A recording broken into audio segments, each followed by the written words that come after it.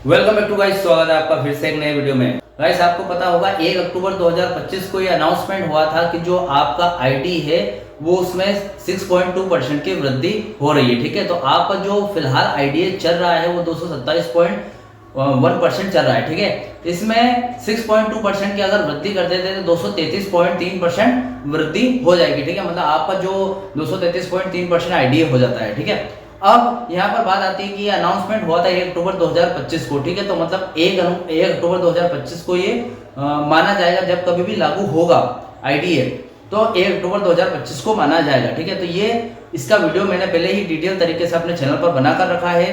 तो फिलहाल आज की इस अपडेट में बताने वाला हूँ कि जो आईडी आपका 227.1% से 233.3% हुआ था, ये लागू हो रहा है 1 नवंबर 2025 से। ठीक है, तो इसमें लागू हो रहा है तो इसमें क्या क्या है आपकी, अगर आपका आईडीए इतना बड़ा है तो उसमें जो आपका एरियर है वो आपको मिलेगा या नहीं।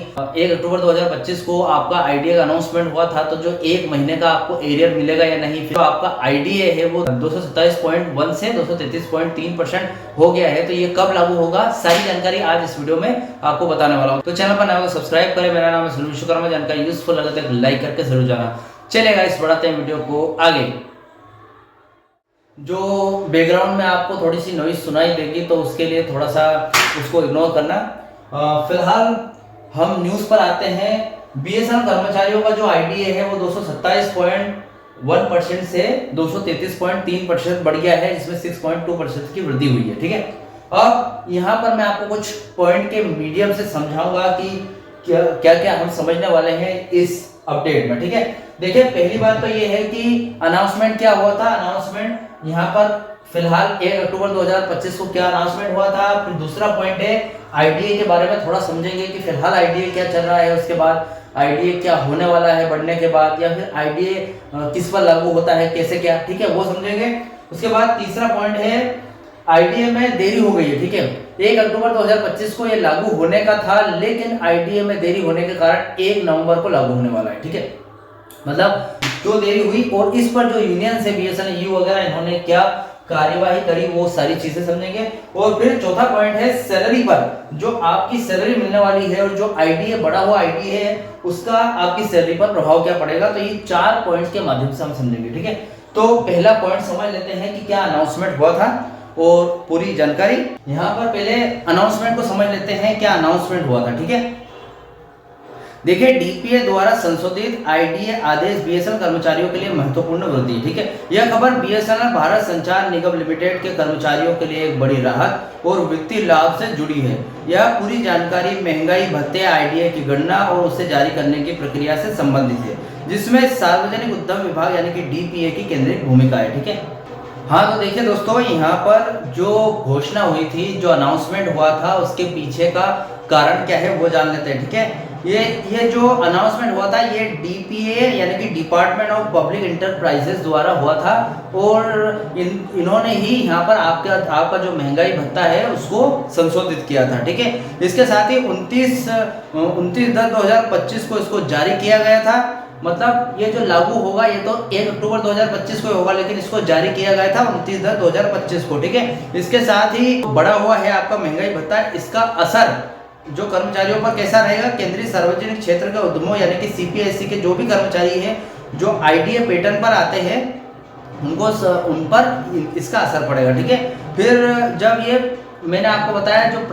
इसका प्रभाव प्रभावी होने की जो डेट है वो 1/10/2025 की है, और साथ में इसमें वृद्धि होने वाली है 6.1% की। ठीक है, पहले 227.1% था और 6.2% बढ़ने के बाद कर्मचारियों को जो अब आईडीए दर मिलेगी वो कितनी मिलेगी 233.30%। ठीक है, मतलब 3% के समथिंग। तो फिलहाल अब इसके बाद बात आती है महंगाई भत्ता आईडीए क्या है। ठीक है, देखिए सेकंड पॉइंट हमने फर्स्ट पॉइंट समझ लिया है, सेकंड पॉइंट है आईडीए क्या है। ठीक है, इस साइड में शादी है तो थोड़ा सा शोरगुल ज्यादा है, तो बैकग्राउंड नॉइज थोड़ा सा ज्यादा आ रहा होगा, तो इसको थोड़ा सा इग्नोर कीजिएगा।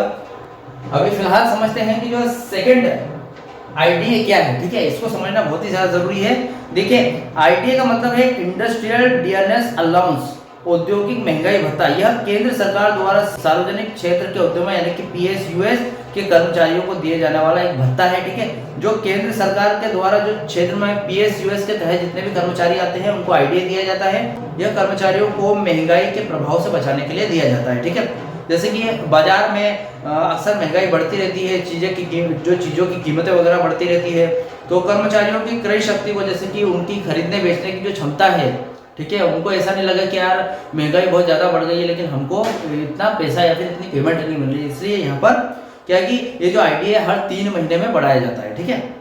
यह भत्ता कर्मचारी के मूल वेतन यानी कि बेसिक पे पर प्रतिशत के रूप में गणना किया जाता है, ठीक है। आपका जो बेसिक पे होता है, मूल वेतन होता है, उसमें कुछ परसेंट के हिसाब से बढ़ाया जाता है कि यार चलो आपका बेसिक पे अभी 233.3% बढ़ गया है, तो आप बोलोगे यार हमारी सैलरी अगर 20,000 होती है तो अगर 233% 20,000 का किया जाए तो कितना हो जाता है, मतलब 2 से 2.5 गुना सैलरी अपने आप बढ़ जाएगी बगैर थर्ड पीआरसी के लागू हुए, ठीक है, ऐसा ही होगा ना। लेकिन ये जो 233% इस कारण हो गई है क्योंकि आपका जो 2017 से थर्ड पीआरसी पेंडिंग है, तो 2017 से लेकर 2025 तक का एरियर जो ज्यादा जो गैपिंग हो गई है, गैप थोड़ी लंबी हो गई, उसकी वजह से आपका आईडीए बहुत ज्यादा बढ़ गया, ठीक है। अब हो सकता है इसी आईडीए पे थर्ड पीआरसी लागू हो, या फिर हो सकता है कि इस आईडीए पर नहीं 2017 से जो आईडीए 107.1% चल रहा था उस टाइम का जो आईडीए है उसके हिसाब से आपकी थर्ड पीआरसी लागू हो, वो देखते हैं अपडेट में जो आएगा मैं जरूर लेकर आऊंगा। लेकिन फिलहाल अभी ये जो महंगाई भत्ता है ये हमने पूरी तरीके से समझ लिया, ठीक है। अब लास्ट तीसरा पॉइंट आता है हमारा,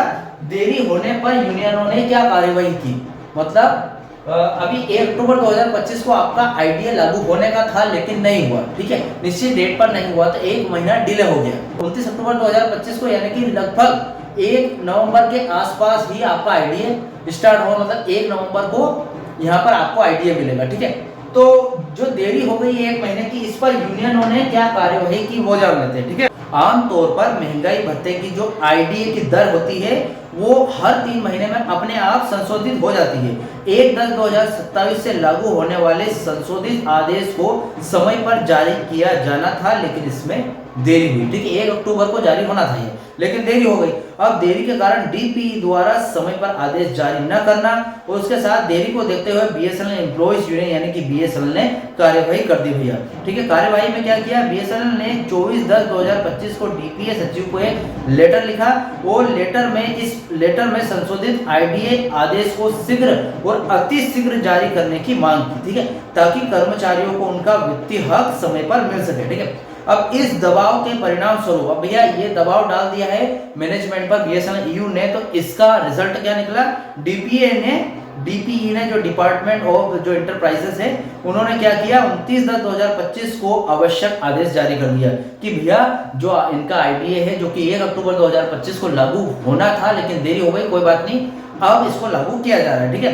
अब यहाँ पर हमारा ये पॉइंट भी क्लियर हो गया है कि भैया जो देरी हुई तो क्या कार्यवाही करी बीएसएनएल ने, और कार्यवाही का रिजल्ट आपने देख लिया, ठीक है। अब यहाँ पर चौथा पॉइंट जो लास्ट पॉइंट है हमारा आता है कि भैया अगर जो सैलरी है हमारी फिलहाल की जो नवंबर की सैलरी अक्टूबर की सैलरी है, अगर आईडीए 227.1% से 6.2% बढ़ के 233.3% हो गया है तो इसका हमारी सैलरी पर क्या असर पड़ेगा वो जान लेते हैं, ठीक है। लास्ट पॉइंट है और ये जानना बहुत ही ज्यादा जरूरी है। यह आदेश बीएसएनएल कर्मचारियों की मासिक आय को सीधे प्रभावित करेगा, ठीक है। आपकी जो मंथली सैलरी है उसको डायरेक्ट प्रभावित करेगा। ये चार्ट दिया गया है उसको देखिए, यहाँ पर जो चार्ट में पूरा बताया गया है कि जो पुरानी दरें, जो आपकी पुरानी दर थी सितंबर 2025 तक की, वो कितनी चल रही थी, 227.1%। उसके बाद 6.2% की वृद्धि की गई है, इससे बढ़कर आपकी जो नई दर कितनी हो गई, 233.3% के समथिंग हो गई। इसमें जो थोड़ा सा चार्ट में आंकड़ा है थोड़ा सा गलत लिखा गया है, सॉरी उसके लिए, लेकिन यहाँ पर 6.2% बढ़ी है तो इस हिसाब से 233.3% आपकी बढ़ जाती है, ठीक है। यहाँ पर लाइट का भी इश्यू आ गया है, बैकग्राउंड नॉइज भी आ रहा है तो थोड़ा सा इग्नोर कीजिएगा आज का वीडियो, नहीं तो मेरा बन नहीं पाएगा पूरा। जो पिछला आपका मूल वेतन था इतना भी था, उस मूल वेतन में अगर 227.1% आपका आईडीए है तो वो बढ़कर 233.3% हो जाएगा, ऐसा चार्ट में बताया गया है। आपके सामने चार्ट आ रहा है तो देखिए हम थोड़ा सा एग्जांपल ले लेते हैं, एग्जांपल्स के जरिए देखते हैं कि इस चार्ट का एग्जैक्टली मतलब क्या है, ठीक है। आपकी जो आईडीए है, जो पुरानी दर कितनी थी, 227.3%, ठीक है। अब यहाँ पर देख सकते हैं आपका जो पुराना आईडीए कितना था, 227.1% था, ठीक है। एक बार के लिए मान लेते हैं कि आपकी सैलरी 20,000 रुपए, ठीक है।